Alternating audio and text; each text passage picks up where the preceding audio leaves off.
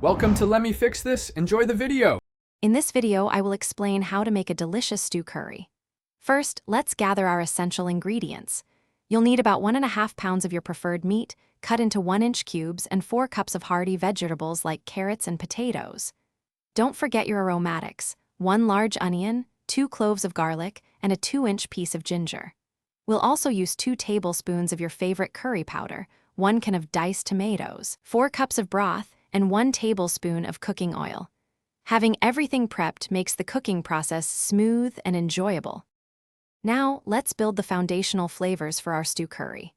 Begin by heating 1 tablespoon of cooking oil in a large, heavy-bottomed pot over medium-high heat. Once shimmering, sear your meat in batches, browning it beautifully on all sides for about 5 minutes per batch. Remove the meat and set it aside.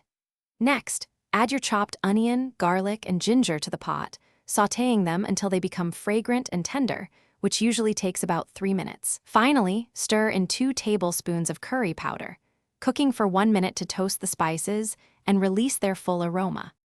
With our flavor base established, it's time to bring everything together for a slow simmer.